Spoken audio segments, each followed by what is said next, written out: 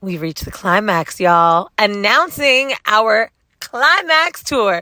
We are going to be going all over the country and Canada, East Coast, Midwest, West Coast, South. Mandy's going to tell you all about how to secure your tickets because I'm telling y'all, you don't want to let this sell out. Y'all heard it right. We are hitting 16 cities for the official Climax tour brought to you by Whoreible Decisions. Y'all do not want to miss out. Our patrons will have first dibs Tuesday and Wednesday to purchase pre-sale tickets with a special code given out only on Patreon. And tickets will be available for everybody this Friday, April 28th at whorehive.com. You do not want to miss out. Tickets are sure to sell out, and we want the Whorehive present loud and proud. Now again, tickets go on sale this Friday, April 28th. See you there. Now let's get to the show.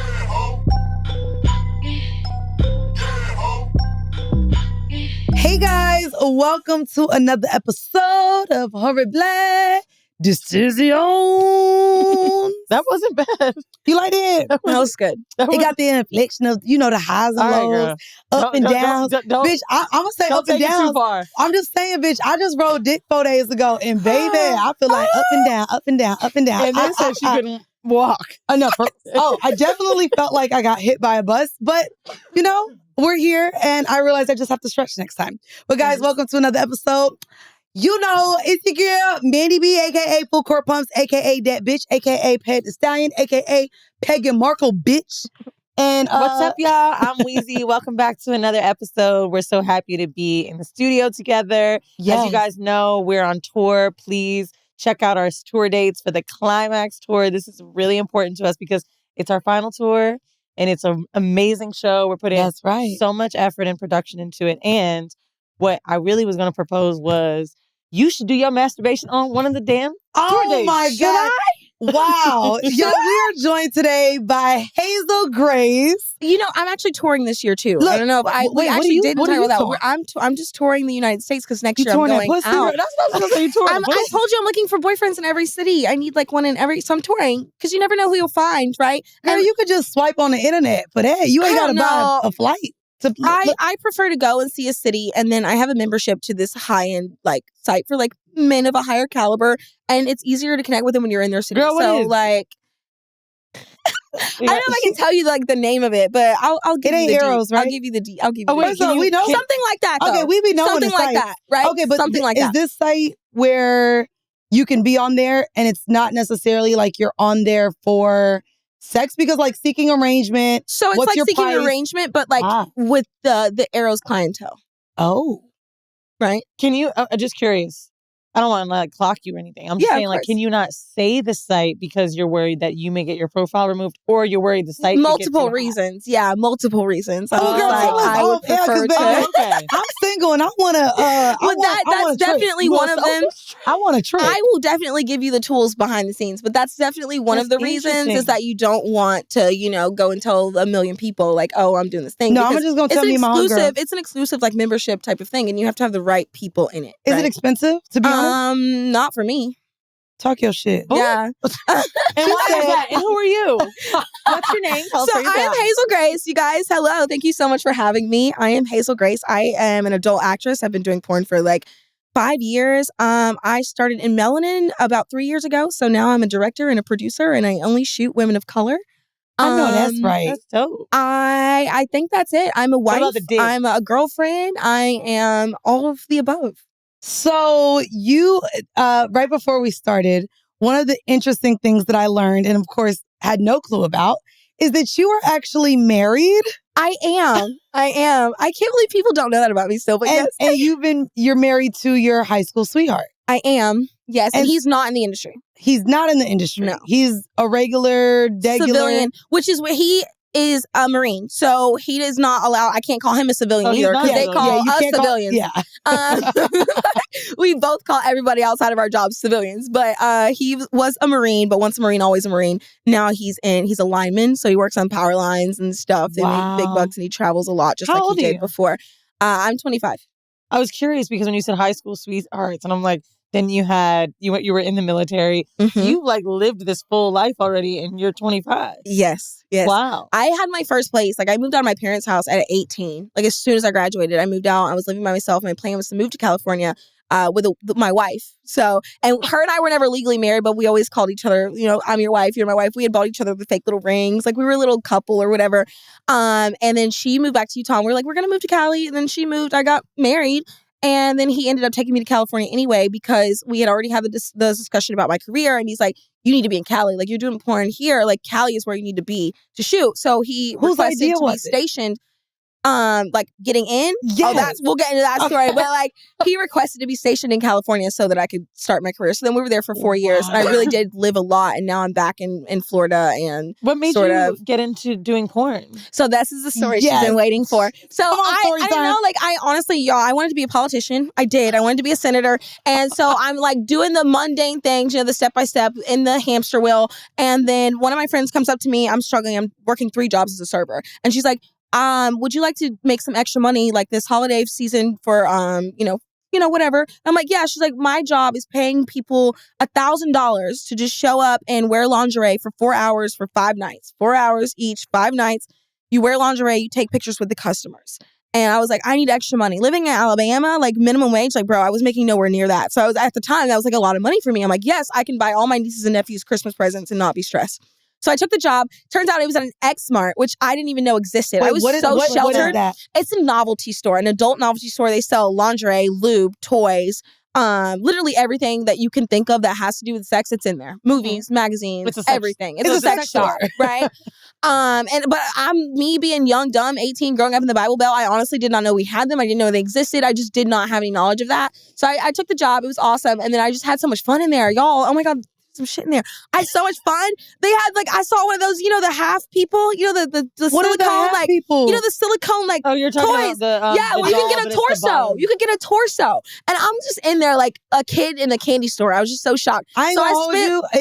If someone comes in and buys a torso, it's giving necrophilia. It's giving call the FBI. No. It's basically just a torso. I toured the factory. It's called Real Doll in Vegas, and basically, it's a blow-up doll, but instead, it just has more weight to it, right? And you can put heat sticks in them. They're not cold always. Like, it doesn't give necrophilia because it's really essentially like a better version of a sex toy. It's a sleeve. But wait, you said torso, though. Is it not it's from your neck down? To your belly button? Neck to here. Oh, it has your crotch on it. Yeah, it has your crotch. It's like you're touching a lady. You're like... I thought it was just a torso. And my husband actually got one of those for free from from X-Mart one year. Like they had a deformed one. It was literally just the nipple was off a little bit. But we sold these things for like $600. So like a nipple off, can't sell it. So I took it home to my husband and I watched him fuck it, y'all. I was like, I want to see this. I want to see this. It was so interesting.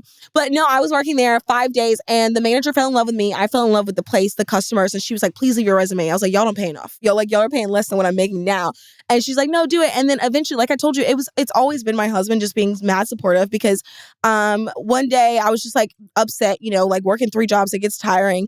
And he's like, you should just go. They want you at X-Mart. And I'm like, I'm not going to be able to pay all the bills. Like doing that. He's like, I'll take care of everything. Like, do something that makes you happy. Like, you're going to be making some money. You're going to be able to help. You obviously want to be there and work there. Like, I think that you should do it. So I quit all my serving jobs and went to work at X-Mart.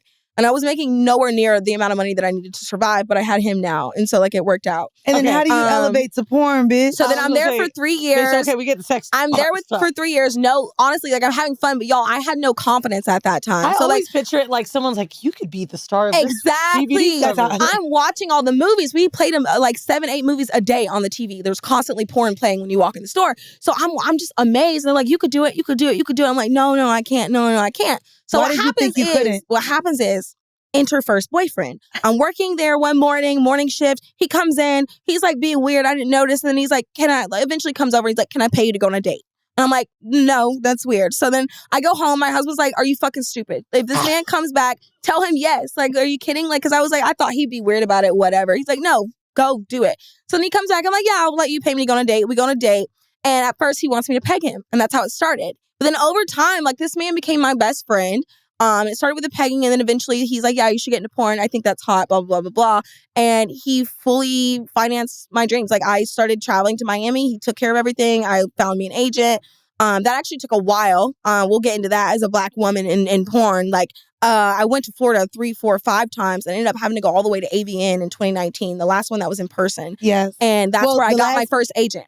The last one in person was just 2023. Yeah, y'all. We and I was AVN there. nominated. Yeah. But, let me ask you a few questions. I'm curious. Yeah, about. Of course. You said you grew up in the Bible Belt. Where? Like 15 minutes outside of Montgomery, Alabama. So you grew up in the Bible Belt. Black girl that was in the military gets into porn. Is your husband Black? He is not. He's Caucasian. When you're like in the Bible Belt, dating a fucking white guy, then you guys are in the military, then you do porn. What do people think of you when you go home? Oh my God, they love us. Oh my God, they love us. They're like, what? Y'all are wild. Like, They love us. They're just like, and I don't think it's like oh my God, they're like in love with it. It's just like, oh, they think it's cool what we've done. Like, and especially my family. My sisters are my biggest supporters. They send me videos wearing my Hazel Grace shirt with me and lingerie on the back in the most random places. They're like, oh, I wore your shirt to the DMV, to the doctor the day, to the day. And like, they're my biggest supporters. So what about they're just like, oh my God, you did this. Like, that's crazy. Are your boyfriends all white? Are they different colors? Different colors. I mean, as of right now, it's like, I'm trying to get more chocolate, man. It's harder than one might think. Why is it harder for you? I feel like I'm high maintenance and I intimidate them. And then also like Black men have, they're just more difficult for me because like, I'm not okay with, I sound like this sometimes. I'm not okay with you picking on me because I sound white. And like things like that, right? Like I just get over those things that you just need to be able to accept that. The sound white shit is like, we just had that conversation. Did you? We did, but I don't want to say it on air. Okay. But I will say this. A lot of my homegirls in LA have that Valley girl talk, right? Uh-huh. But I realize it's not the way Black girls talk that bother Black men. They're almost more bothered that you probably have a white husband than anything. I was going to get on that next. I was like, so that's one thing. But then also like Black men have a harder time accepting my lifestyle. They're very much protective and like, you know, they want to claim theirs. And like, that's okay. It's just when I mention my other boyfriends and stuff like that, they're not okay with that. And I'm not going to force you if that's not something you're cool with. But like. Because we skipped over that fact. There was a funny thing that you said before we started. Why have one when you can have 5? Yeah, literally. You have multiple boyfriends. They know about each other. They show up in different ways. So we have nicknames for all of our lovers here. Same. How do they show up for you that make you fulfilled in the relationships that you have with them? Can I just touch on what you were saying and get into that at the same time? Because like, I find like, why have one when you can have 5? Like every relationship brings something different. Mm-hmm. Every relationship is going to provide something different for you in your life, whether it be an emotional connection, whether it be a friendship connection, etc. And with Black men, I feel like I'm losing, like, or I don't have that relationship, right? Like I have a lot of Black men as friends in my life, but it's a different relationship as a lover where you're just like pillow talking about like being a Black man and being a Black, you know, like pillow talk with someone, you talk about different Black shit. It's different. And yeah, Absolutely. definitely. And I feel like I'm missing that. I haven't had that since I was like, and actually funny story, when my husband first went off for basic training in his first, like he was gone for like 6 months, 9 months to a year. He left me with a Black man. He's like, I want you to take care of her, make sure she has everything that she needs, blah, blah, blah, blah, blah. What do you mean he left you with him? What, my boyfriend, a boyfriend of mine, he chose him, Black dude named, he's like, take care of her. You know, he's off, whatever. And he wanted to make sure that I was going to be okay and be safe. Boyfriend? He chose that one particularly at the time. Wow. And I miss him so much. He went off and got celibate and all that other stuff. But I love the vibe and the bond of like having a Black man and the pillow talk and the different conversations that you can have. Because as much as I love all people and all men, like I don't get that with white men. They never can. And to be honest, you do have those moments with white men where they say something and it's like you don't even understand how stupid what you just said is. Like, you know what I mean? Because like they don't get it, right? I had an Uber driver that was telling me one of the craziest things I'd heard. Gay Uber driver, this was in Atlanta last week. He said, we were just laughing about how dating sucks. He's like, girl, I ain't gonna hold you. I've been fucking white boys for so long. I might have to jump ship. I was like, why? He said, this what made me think about it. He said, was pillow talking with him, wake up. And he was like, he was always funny and great. He was like, and I always thought to myself, I don't have the racist white boyfriend. He said, that they were in the bed and he goes, I have the funniest joke I just heard. He said, girl, he was on Twitter like couldn't breathe, gaga laughing. I'm like, what's the joke? The nigga gets to the red light, turns around and goes, how does a Black woman know when she's pregnant? Have y'all heard this before? I already don't like the joke, but I haven't. Like the joke. I haven't heard it, but I already don't like it. I've never heard this joke. When she picks the cotton out of her pussy, there's no blood on it. And he was crying laughing at this? So wait, mind you, I'm sitting there, my mouth is like, all of our mouths are like, I'm like, what did you say? And he goes, I said, And how does a white one know she's pregnant? And then he says boyfriend's and they're like, well, that's not the funny part because it's cockblock. I was like, yo, whoa. Yeah, I would have had to walk out. Like, I really would have had to leave. And it's crazy because he said, and you were saying your high school sweethearts, he was like, you have to date a white guy so long to know it's going to hit. Can I just say also, my husband has an appropriate amount of white guilt, and I refuse to date any white person that does not have an appropriate amount of white guilt. You need to have, don't be like, obviously, I don't want you depressed over some shit your ancestors did, but you need to like understand and have a little bit of guilt. Actually hilarious. And shame. What's and the like appropriate amount? What are you doing? Yeah, let me think. Like, obviously, like base level, you need to be calling out when anybody does some over the top Caucasian or ridiculous shit. Right? Caucasian and then on top of that, like he gets uncomfortable. Like we'll like see white people do something or like just something will happen and like he'll physically get uncomfortable and embarrassed. And he's like, bro, why? Like, oh God, I can't stand my people. This is why I want to claim them. That's my mama. Right? Like that's right. He has the appropriate amount of white guilt. And I feel like the unappropriate amount is when you step over into it and you really like it changes who you are and you can't have fun with it and you're just like like a sad or depressing person and like you just go, oh, everything is sad, everything is right. I don't want you being that person, but at the same time, I need to be able to say when your people are being tore up and you understand that like, yes, I am correct. And I used to date white guys and I'm not going to hold you. Like that was a hate. And see, this was probably why I was like, I can't do this. Because I was like, oh my God, I love that about him. And I'm like, well, I wouldn't do this all day. I'm like, why do I love the fact that you're a freedom fighter? Like it was crazy. Yeah, no. But at the same time, even with our white friends, right? You be saying you don't have no white friends, but I got a lot of white friends and they all kind of have that vibe. You know what I'm saying? Yeah. Like, and it's crazy because like I can only have white friends in metropolitan cities. I'm really thinking you don't have any? I mean, I have people that I've worked with that are great, that are white. Okay. I don't. Back in high school, I used to have mostly white friends. Now I mostly have I'm surrounded by black women. I was gonna say, I think that comes from a lot of the schools that I went to, especially the one that I graduated from in Orlando 407 City. Blah, blah, blah, blah, blah, blah. My schools were predominantly black. My elementary schools, my middle school. I did go to one school that was more white. It was a magnet program that I only went to my freshman year. Oh, okay. So all of my schools were predominantly black. When I moved to Atlanta right after leaving home. So that's then I moved to Miami, worked on South Beach, and since I've been up here, my first 8 years was in the Bronx. So black. Every city you mentioned is predominantly black. A city university in the Bronx, how did I make my white friends? Enoch. Well, and you were going to festivals. Like that part of EDM and that lifestyle, what you really enjoyed. That attracts those people. Like a lot of white people house music, not really EDM, but what's really dope about this, point in the world too is like I just came back from Boiler Room in London and they had a festival. And for anyone that doesn't know what it is, look it up.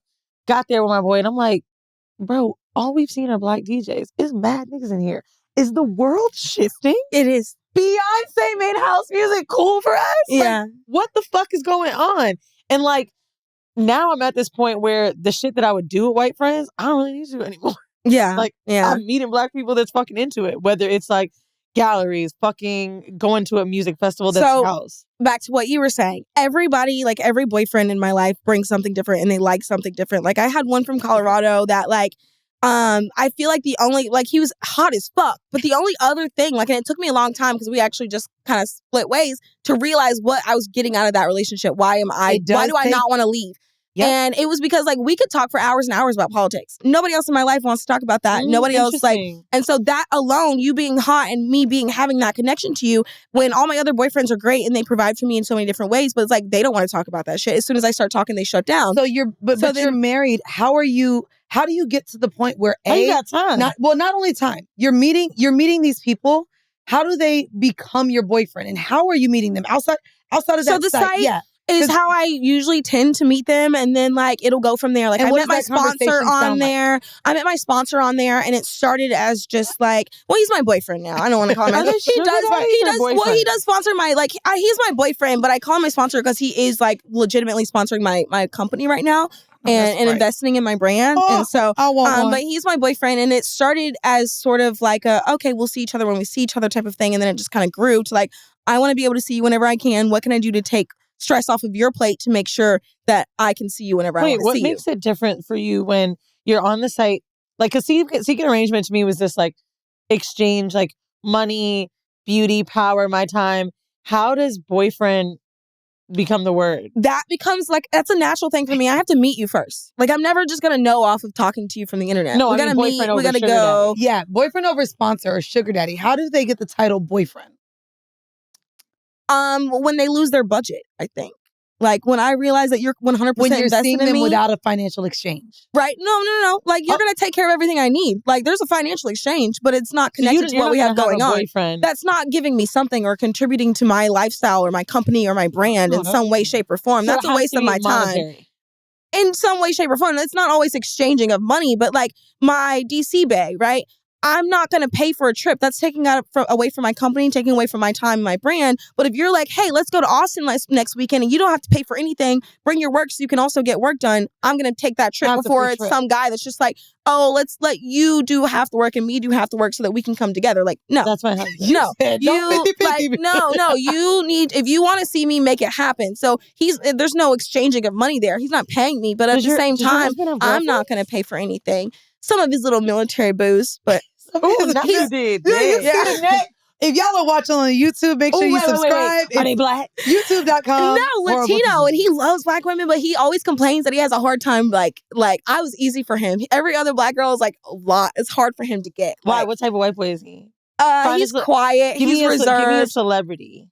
Oh, celebrity? I'm not good with celebrities. I know none of them. Dang. I'm sorry. Because there's different type of white boys. You like, have a Travis Kelce one. You can have a give me some names. Yeah, I might know. I don't be knowing a Ryan Gosling kind of white boy. I know he's quiet and he doesn't like try. He's just like one of those chill. Like we were talking about Young Miami's episode. Her type of nigga. That's my man. Like my husband is like low key a black dude from the hood. Like don't just chill back in the corner. Like and then let me give you $100,000 to go. Don't nobody fuck with me. Like yeah, like right. He's just one of those people. So he got some military moves. So do you feel like there's ever this point where you're like, maybe my life is so much more than what back home was? Do you ever feel like the boyfriends, the glam, the glitz, the LA, the trips, do you ever feel a little guilty? Do you ever have black guilt?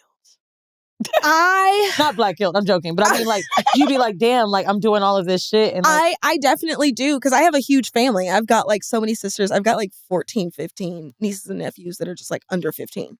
No, I mean, in your relationship. Oh, in my relationship. You mean, like, I don't understand what you mean by that. Like most people, if they're going to have a time for a vacation, you work a lot, right? So he takes vacations too. He went out of the country before I ever did. Do you ever feel guilty that like you're doing it with someone else? Okay, I see what you mean. Yeah. So okay, yes, there's been times like my first time ever in New York was with a boyfriend, and I'm like, okay, that's fine. Like my husband, we grew up in the middle of nowhere. Your first time in the big city, I felt bad, but at the same time, he was deployed. Like, there was nothing that, even if he wanted to go. Okay, there was a deployment. Yeah, he didn't want me to stop living my life because of the things that he had going on. Like, that's really and nice. I did feel bad, and I expressed that to him, and he's like, we're going to take a trip to New York, and you're going to show me all of the things that you saw, and it's like, and you said your family knows about this. Is there any, I don't want to use the word jealousy, but in my early 20s, the way that my relationships with men was way different than my sisters.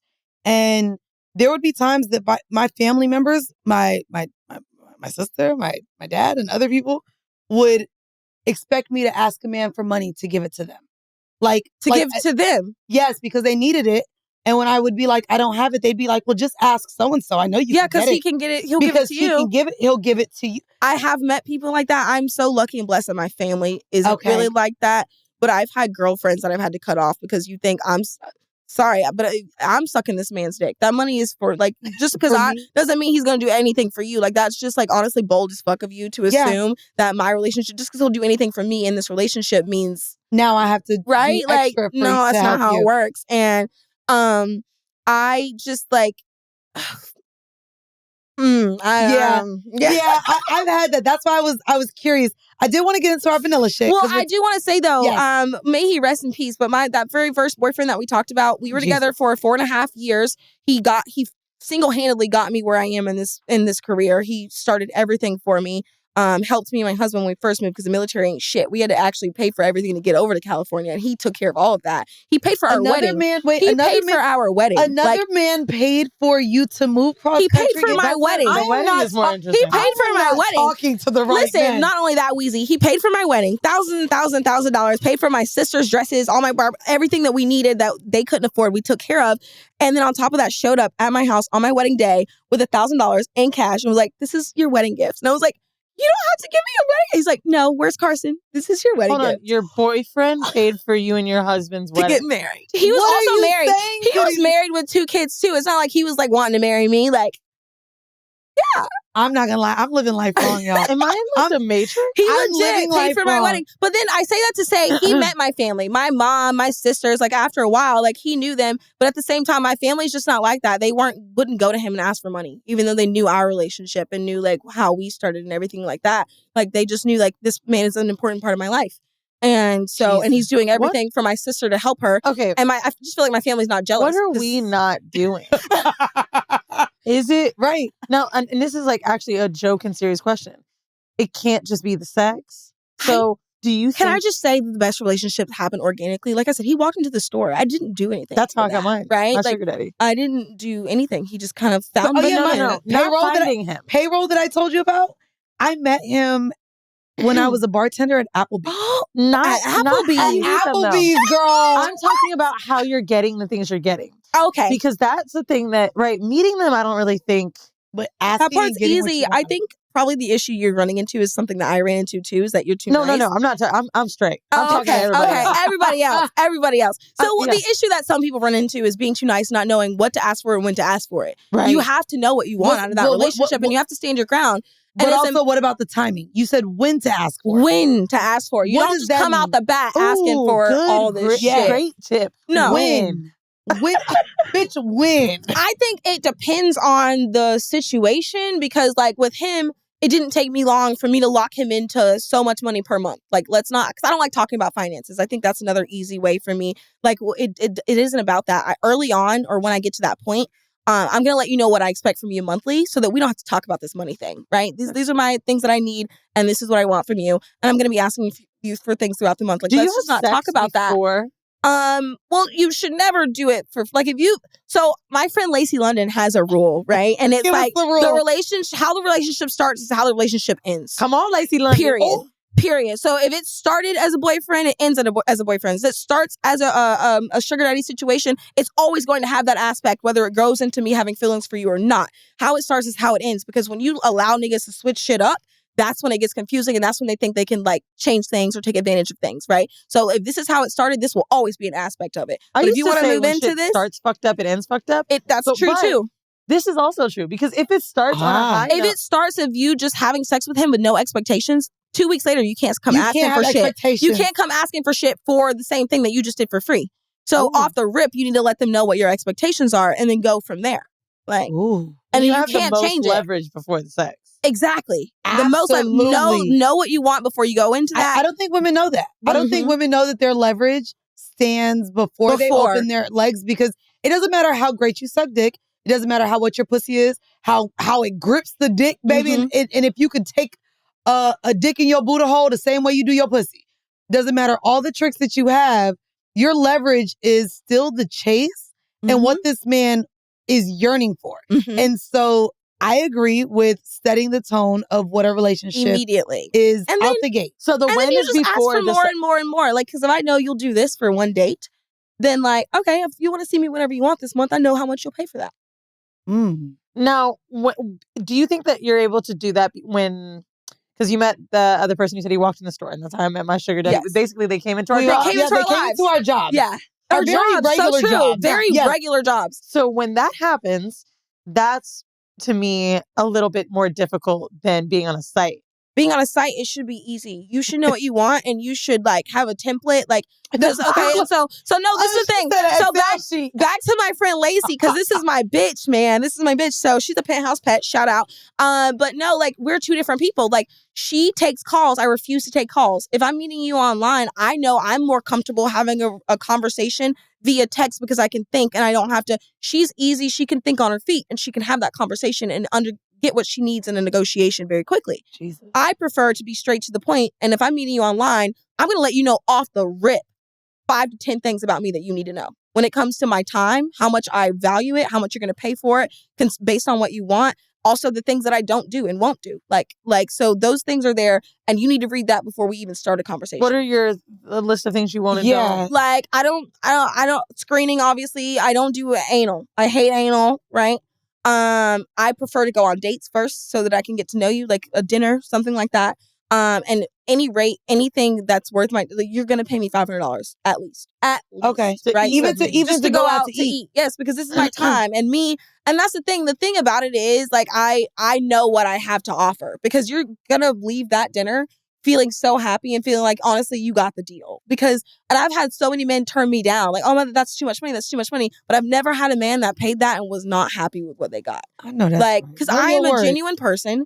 I am sincere, and I'm somewhat cool, or people seem to think I am. Do you find that you need to do something cool? And so I like they leave that bitch happy. Names, petting, what are the things that you make them feel like? I'm already like that because I'm a Southern woman, and so something about like men, I like the sub comes out in me, and I know what they need to feel like a man, right? And so obviously, you should always be like touching on them and making them feel important. Oh, girl, if you're on a date with a man, you should always do that. Also, like if he's paying you or not, but especially if he's paying you, like he's paying and he took you out, he's paying for an experience. So what things? He wants a hot woman on his arm. That's why he took you out. Like, just touch on him, laugh with him, be extra with him. You know something I got from my mom? She would do this in front of my dad, even if she told us all what we were going to eat when the waiter comes. Oh, babe, I want you to tell. Like, I would always see her do that. And it was so, like, coy and like, oh, be our man. I don't order my own food. Which I'm not gonna lie, order my own food in the restaurant. Told men have hated that I do that. Yeah, like, they don't we'll talk about what we order. Food. Oh, I order for the table. You order for the whole table? I do that with friends. No, I do it with men. I've been checked on that even in my last relationship. You shouldn't do that. I didn't. Oh, I'm not gonna lie. But also, he spoke so fucking quiet. I was like, Nick, I for sure was the man. But you know, you need to be in control. But that's a thing to me, which in the way I show up, and probably why I do have a lot of the men that I have, there is still, and just because I don't want to make it seem like this is a one-trick pony to getting men, a lot of the men that do date me, where maybe my boyfriend had an issue with it, all of my sugar daddies are side men. I know I've been different than their wives. I've been different than those. They like the dominance in me. And, okay. Oh, so nice. Come on, Peggy. Nice. Okay, so real quick, one moment. I actually wanted to have this conversation because you also, and you opened it up and I let you spoke. Jesus Christ. Y'all know I don't know how to fucking speak. And I got tequila in my system. But you opened up with the fact that one of your partners, you pegged. Yes. And we were talking, and I want to talk about your pegging experience, the type of men you peg, and why. And then I would love to just go back and forth with even the dynamics of that. Because I think there's a confusion with even, yes, me ordering is very masculine, but there's a difference in the type of men that I peg as well. So you just recently had a pegging experience. How did it get set up? How did he ask for it? And what was it like? So I think we'll close out with the why, like just to close that out, because like it's different. Like men with a lot of money and power want a lady. Like, I mean, the old fashioned version of lady. So yes, touching on them, laughing at them, dressing very nicely, being, a lady in the streets and the freak in the sheets. That's what they want, especially if you're going for a high scale man. So you need to be, ready for that. Now, when it comes to pegging, I don't make any of them my boyfriends. Like, a man with a lot of money that is willing to invest in me and my future and my happiness and have fun with me. Now, that's someone that's boyfriend material. You can go from a sugar daddy to a boyfriend, especially if I really like hanging out with you. When it comes to the pegging, it's always like they'll find me from a site through a client, or I work exclusively, like in porn, I only shoot pegging scenes for peghim.com, which is a Michael Vegas site. And so people will find me through there and contact me and be like, oh my God, will you do this for me? And so it's usually just like, booking through the site. I don't really meet those people in any other like area, right, of life. And then I meet with them. It's always like pretty like to the point. They're all the same. And like, it's interesting to me that you were saying that yours were like masculine, because every like guy that I meet is a twink. And he's cute, but he wants to like wear fishnets and heels, and he wants me to put makeup on him, and he wants me to put on a wig and make him like strut for me and like be kind of extra. Oh, wow, like that's interesting. Those are my pegging clients. They're all twinks. They're all sissy boys. Literally, when she brought it up, I said, I have never fucked a twink. I've literally just said, bring masculinity back on my other podcast because I'm not here for the men painting their nails or the merces or the overshaving of things. Oh, the overshaving. Well, I don't like from nails to shaving. Well, no. I say this because you peg twinks, I think a lot of people assume that when I am someone, I refer to myself as Peg the Stallion. Even you were shocked. Like, wait, these are super masculine men. That you're, yeah. Yes, I am attracted because I'm bisexual. I would even say what I'm attracted to. I love the masculinity of a man. I love the femininity of a woman. So it's Pride Month. My husband and I are actually both pansexual. And he did say that I could tell you guys this. So like, he won't let me peg him. He might be into it and he might do it. But I think my ex would not let me peg him. I think it's I'd prefer to do it to twinks and not my husband. Right? Like, I think I get an enjoyment out of it, but it's like, oh, I'm just like kind of using this little twink boy. So it's like that for me. Do you know what's crazy? That's the number one question that I get asked. But I also asked Havana Ginger when we sat with her. There's the very first question that I get from any man when I express that I've pegged someone is, well, do you respect them after? Oh, that's a big one. That's a big one. Do you not? Do you not? I definitely do. I think it's more my husband than me. Like, because I see him no different because of all of the things he's done for me. Like, how could I see you any different just because you're doing this one thing? For him and I, we're lucky because we're open. So it's not like a deal breaker. And it's like, he can still go and do that elsewhere. And like, we're both going to be fine. He just prefers to not see me or me to not see him like that. Oh, because he wants to be dominant with you. He's that person in my life and he just doesn't want to be viewed that way. But I think, I don't care what any girl says, if you have some man bent over with his legs behind his ears, you're not going to see him the same way. Don't do that, bitch. Yes, I am. I love that shit. Because I'll be honest with you. To me, real quick, we have a different experience. I was just going to say, you have masculine men. Well, not only masculine men, I have never in my life been with a white man. So to me, I'm bending over and pegging 6'3+ masculine black men. And I'll be honest with you. I'm gonna be honest though. Black men can be twinks. No. Like a motherfucker. But you're not letting me finish my point. I'm not interested in twinks at all. But the thing that makes me so prideful in experiencing that with black men is that I've created a safe space that I know they don't get from a lot of black women. Oh my God. To be very clear with you. They open up with me about the things that they want or they desire. And I've said this on a recent podcast when I was on Social Proof. I would love to be able to open or be with a man who's open about their sexuality, whether they're pan, bi, curious even. I think for me to have those interactions with black men in a space where in society as general, specifically in the bedroom, they don't feel safe. Very true. To me, it's not that I wear it as a badge of honor. You should. I genuinely love knowing that there are black men that have felt so safe with me to experience that with them. And they are masculine. They do identify as heterosexual. Like, I haven't yet, you know what I mean? Yeah. So that to me I just don't want people to think that the blackness is going to keep you respecting them because what do you mean by that? Because you feel like this because you're fucking masculine niggas. Like, you're like, she's like, well, I won't look like that. I don't fuck white guys. There's so many women out there that will fuck a nigga in the ass tonight and look at him that way. The blackness is... of course. We're both just talking about a different experience. I'm talking about a different point. There's so many women that are shitty about this. And even the conversation that you have, I don't really think that has to do with her husband being white. It has to do with sometimes... Oh, I didn't bring... Like, I'm just saying... I'm saying the conversation she just had is separate from what you were saying. Her saying, like, I don't think I can do this with my husband. Havana saying, I don't know if I could do that with my man. Y'all having that conversation. There is still a stigma around someone that women put in a higher light or look at as their equal, their partner, whatever it might be, where the pegging becomes an issue. And that also, to me, kind of puts this hole in it that I think is scarier for black men. And I think that's why I love what you're doing. That's why I love that we can have a different perspective. It's hard for them to find that safe space where they can still be everything they are and enjoy this one thing. But it's not only that. There's men that say they don't want their girlfriend or someone that they respect to suck their dick. There's men that, like, I've had an African man say that. What? But there's also, okay, so then let me make it a little bit more kinky. There are men that constantly say, they want a threesome, but they would never do it with their wife. I've heard that. So to me, it's the same thing. There's men that won't do things with their wives that they would do with other women. I've been the other girl. Was it Havana? Mm-hmm.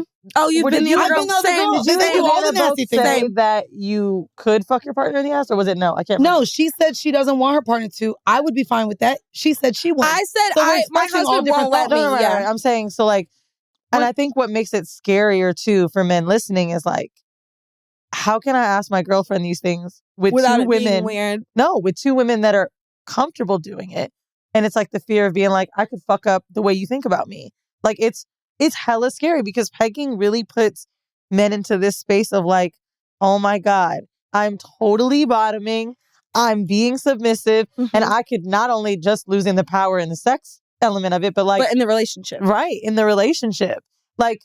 Pegging is scary as fuck because I've got a lot of friends in my life right now that, and you know, we've been talking about this for years. I've pegged niggas. It's not really my thing, but I've done it. But like, that are having issues with how they see someone after. Yeah, because I think it's also like it's kind of it falls on the woman that's doing it. Absolutely. To not put that pressure on them after. Like, yeah, this shouldn't really change. Like, in the back of my mind, yeah, I'm going to be like, I'm going to remember this, but like, why should I treat my husband any different? Nothing about our relationship has changed. Why is there so much distress? And I feel like the Eating women... ass don't do it. So, Fingers butt don't. But that guy. But then women, what will happen is, this is usually like 9 times out of 10, what will happen is the man will then ask her, like something normal will happen in the relationship, and she has a completely different response because she sees him completely different. Well, not only that, a woman assumes... It's on her to keep that intact. But right? a woman now assumes because you took this strap, are you fucking your homeboys when you go over and play video games? And see, like, what's happening? See, all relationships, I was thinking about this. Oh, no, that's not why I don't want video games. I was actually thinking about this when you first posed the question, because I feel like the main part is always being able to be yourself. And if you're in a relationship where you're like, oh, I don't know, especially if you've been in this relationship for over a year, I don't know if I can say this without her reacting weird. I don't know. You should be able to say anything and always be yourself. And even if you get to that threesome situation, if you have to then censor yourself, you're not having the experience that you deserve or the experience that you want. And if you're going to want to have it again, it's important for your partner to see how you really want to do it. Because then you go and you do it this vanilla way and you're thinking about her the whole time. And the next time she lets you do it and you let loose, then it's going to still cause a problem. Listen, eventually. If you've never been pegged and you've been thinking about it, pay a professional person. Always, yeah. First of all, I was just about to say that my client that I saw the other night, I just showed up. It was so easy. It was so quick, y'all. Because she went with me and I left her at the bar downstairs. What do you mean you went with her? I went to a bar. I was at a bar around the corner. But within 30 minutes, I was telling her I was ready. Because like I said, he came in and he was like, oh, I got a surprise for you. He comes around the corner in fishnets and a thong. And I'm like, oh shit. And Twink Boy turns on like that in him. And I've got this huge black penis. And I'm like, I'm taking it slow with him or whatever. And he's twerking. He's doing the most. And then he goes like, pound me. And I was like, are you sure you can handle it? Because again, I work on peghim.com and that dude takes some. I'm like, are you sure you can handle it? He's like, yeah, I can handle it. I did it for maybe like 10 seconds and he was already coming. And then I was out the door. Like it was that easy. But then I was out the door on my way out. Him and I got to talk.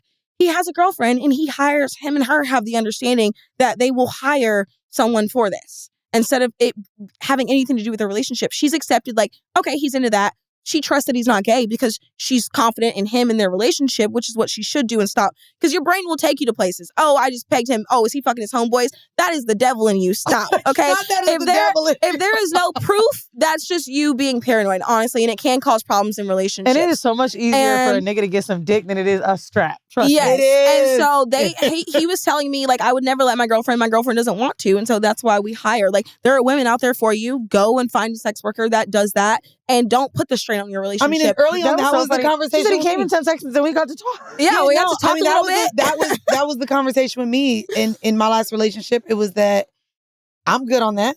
And if this is what you need and this is what you want, I'm fine with you going experiencing and finding that. Yes, because he doesn't want to lose you. Like that's just one part of you. And that's what people tend to forget. We, in America, put a lot of importance on sex, and it's really stupid. But we do. We put a lot of importance on sex, especially in relationships, and it ends up causing more problems than than we really need, right? Because ultimately, if your man loves you and this is just one little quirky thing about you that he doesn't like, and Not you can the go, pegging is a quirk. The pegging is a quirk. you know, but The like pegging is to a him, quirk. right? It's probably like this quirky thing that she likes to do. Like This it's quirky weird thing and that's like funny that you- right, and like it's weird, but like I'm not being hurt. She's not hurting anybody. Let her do it. It's not going to Bro, affect the our quirkiest relationship. thing about me is that I like to play Word with Friends. And if I added pegging to that Word with friends is crazy. That's not very quirky. I did real quick want to I get get in through. like really deep competitions and shit. Like I've done Zoom rooms with the people in there. Like I'll go to a Scrabble match. Oh my God. Scrabble. All right. Our vanilla shit this week, guys. We've talked about you having boyfriends and them needing to pay. Well, there is a woman who says that she is a 12K girlfriend for hire and tells ladies that they should not date for free. She's claiming that she makes more than $12,000 a month as a stand-in companion. And she is currently trending highly on not only Instagram, but TikTok. And she began her non-traditional career path a few years ago, where she said her first client was willing to pay more than $500 for her time, which is also crazy. If you go back to the archive of Whoreible Decisions, I used to tell women, if you're going to ask a man for money, don't let it be less than $500 because then he's going to think you're a cheap bitch. Mm-hmm. And do not ask for $100. Do not ask for $200. Anything under do not $500. ask for your nails. Please ask for $500 for your plus. nails. Even if what you need is less than $500, do not 500. ask for less than $500 Mm-hmm. because a nigga will look at you as a cheap bitch. Anyways, she lives in Japan, but she's began charging face-to-face interactions. She's Japanese? Yes. And going on outings with paying clients. She dresses in different ways. So I'm sorry to interrupt, but before she wasn't seeing them in person? She was just charging this for virtual? It might have been she likes. I was going to say, bitch has been doing this shit for years. Yeah. She said it came to me because in my home country, Japan, paid dating is actually very normal. So she said she just began charging face-to-face interactions and going on outings with paying clients. Her fee started at around $540, but she claims that some satisfied customers would always leave with more. Have coughed up thousands. So can I just say an easy fast track to the boyfriend? You guys were asking how you become a boyfriend earlier. My boo thing in LA, we met online through one of the sites and it was arranged to be this. And we met up and it was $500 for dinner. I left with $2,000 and I didn't even have to ask. Like it was just like and I remember texting him after like, are you sure you gave me the right envelope? And he was like, it's a gift with like hearts. And like, that's how you quickly giving me more than what I asked for. You're a winner. Now you're a winner. For those of you who may not want to go this route and say you're on the older side of things, you can also be a rentable parent. Now, rentable parents are often people that are stand-ins for meeting teachers, but also significant others' family. Let me get into this. Oh my. So the service costs only about $7.50 an hour, $7.50 an hour, and is seeming to grow in popularity both on and offline. Advertisements for the rented parents are posted in China, Chinese newspapers, and the internet, calling out specific events where services might be needed. So here's like what one would say. Do you have a boyfriend or girlfriend who wants to meet your parents, but you actually don't want them to meet them? Asks one of the ads. You can now have a stand-in set of parents for this.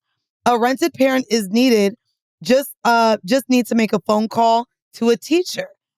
You can do it if you want someone to feel more important in your life, and meeting the parents may be an ultimatum. So it's not necessarily like the person needs the love and affection. Yeah, it's not sexual. No, I didn't think it was sexual. I was thinking like maybe like a mom died and you need like a new mom around. Seems more it's like a paid actor. Not only that, the country, which still has a lot of arranged marriages, has seen an increase in rented boyfriends and girlfriends, especially around the holidays.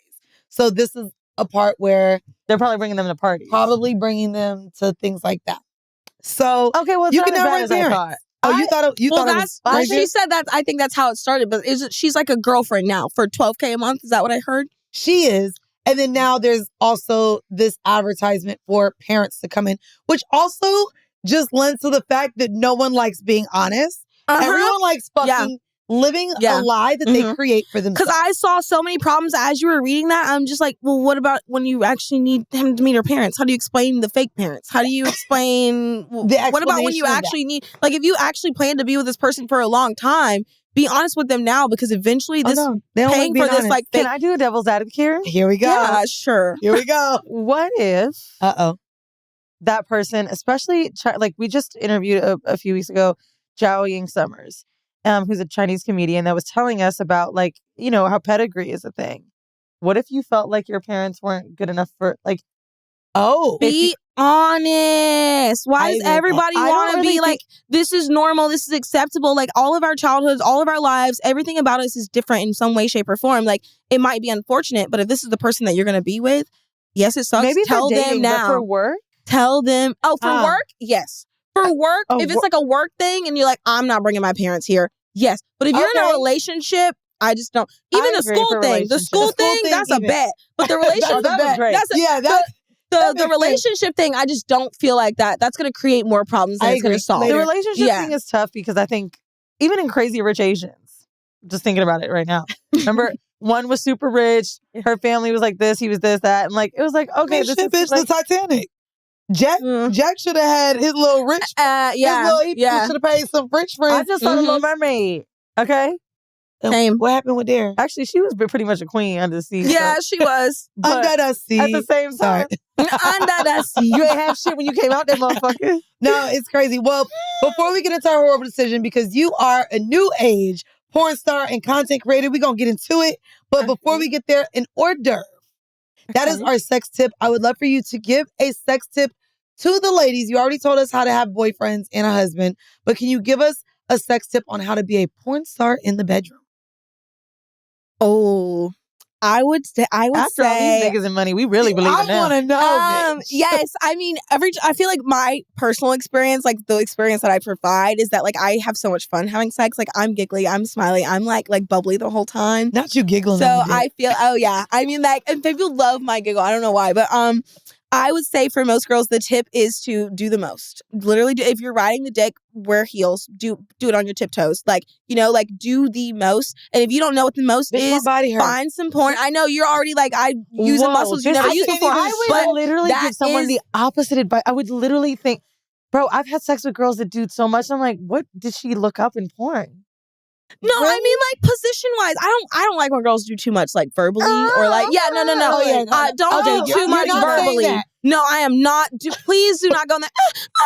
No, honestly, no. Be normal when it comes to the verbiage and the dialogue. Please be as normal as possible. Be yourself, because men really like that. And then secondly, I'm talking about positions and then your energy as you're doing those positions. Because normally you'd be kind of into it and passionate, but do it as if you're doing it for him. Like, not for yourself. And so you're going to have a little bit more energy in it. You're going to kind of be smiling at him because you see what you're doing to him. Like, it's just a whole different vibe when you're like, bitch, I'll tell you what not to do. I had a nigga laugh at me. Wait, no, in the middle of sex, he laughed at you? I wanted to kill this nigga.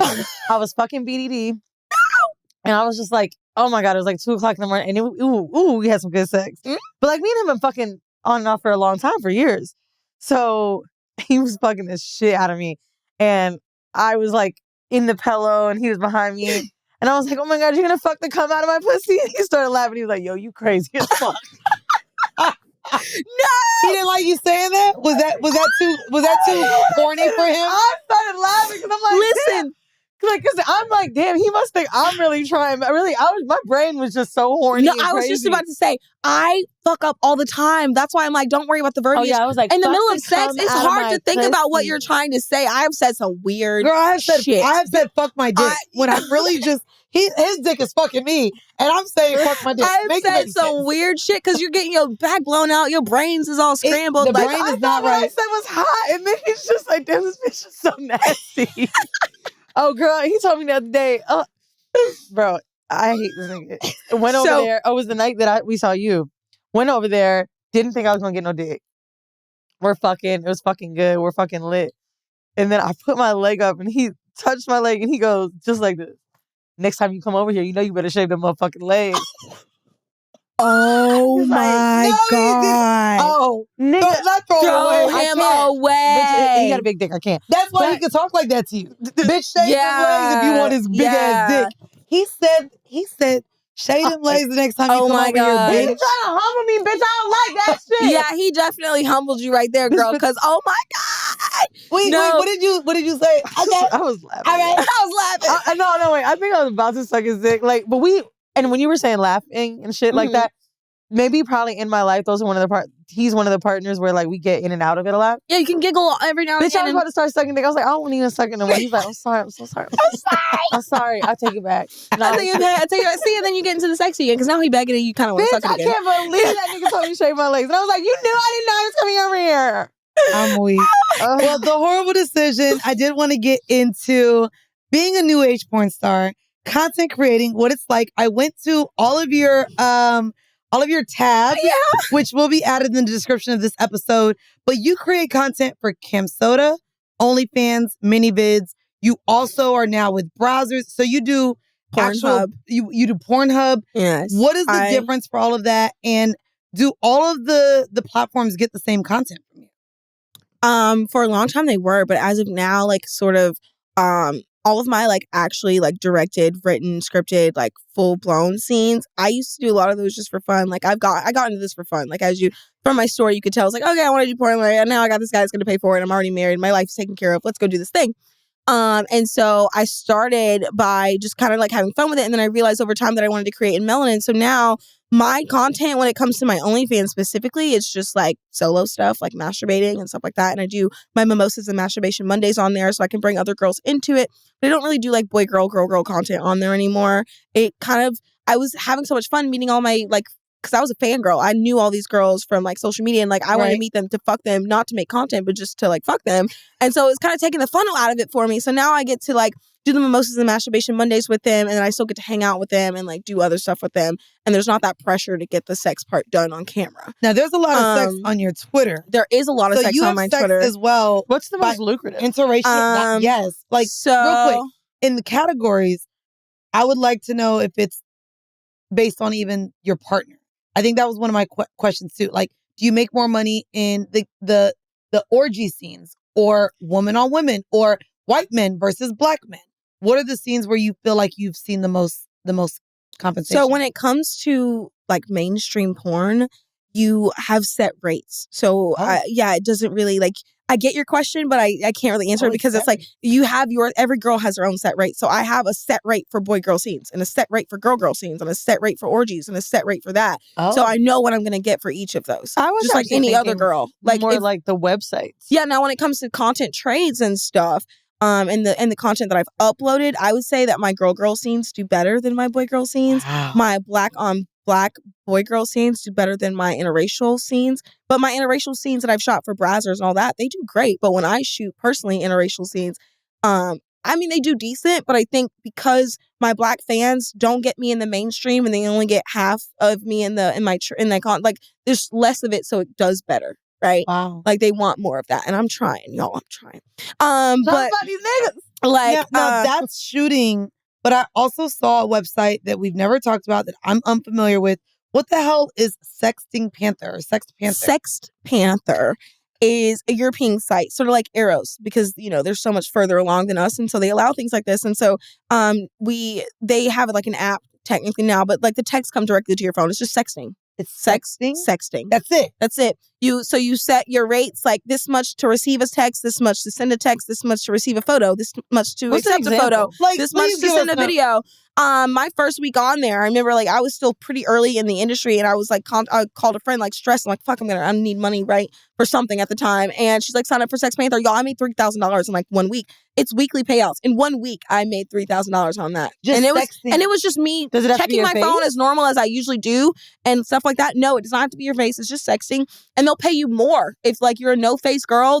You could probably get hundreds of dollars out of that dude just to show them your face. I'm about to get on just to show them your face. For research purposes. Is it it's you have to go to the website, and then because the app is. We don't allow sex apps in the United States. So it is an app, but you got to go the back ass way to get it on your phone. You know what I mean? Yeah.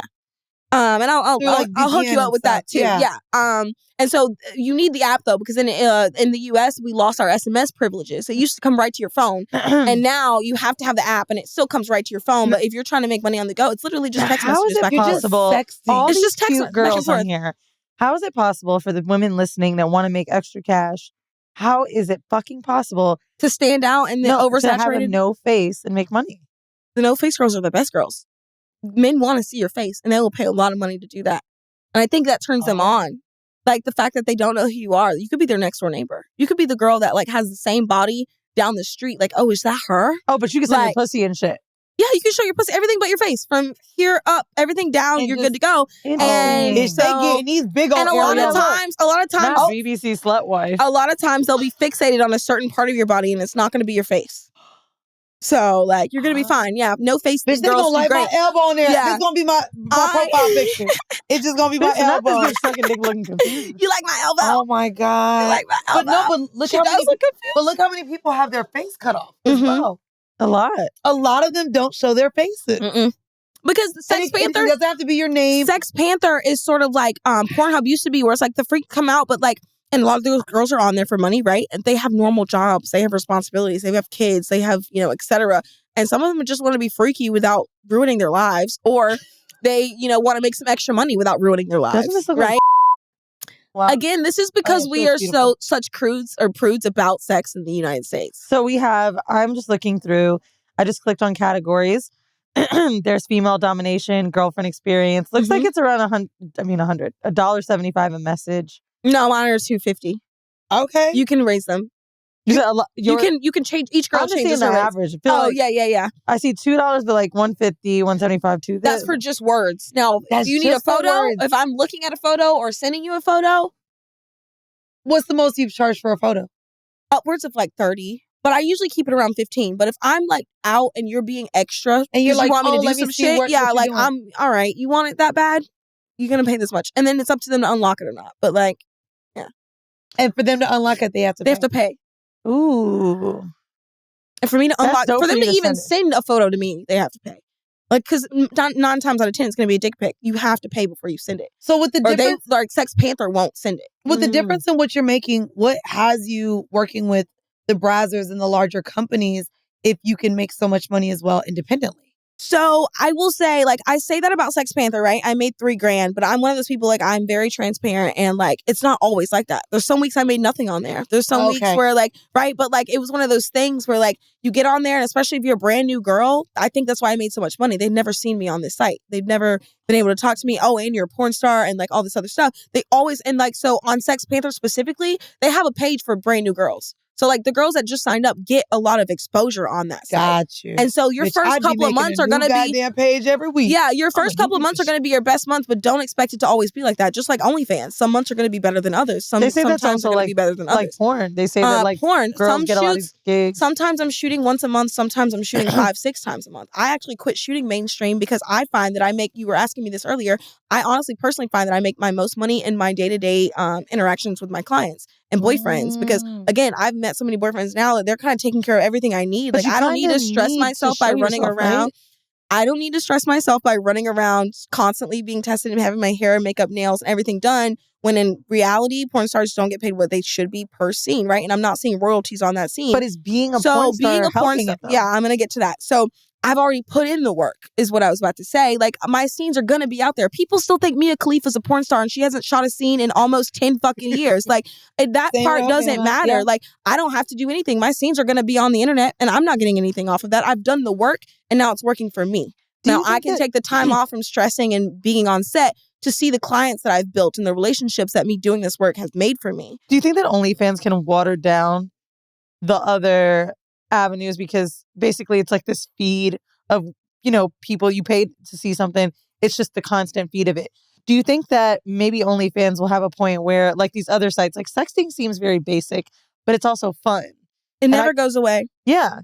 But I'm saying, like, that to me almost is more interesting than every single girl on OnlyFans. There's so much OnlyFans, right? Mm-hmm. You have girls that don't do porn that have OnlyFans. It's just their titties. It's just this.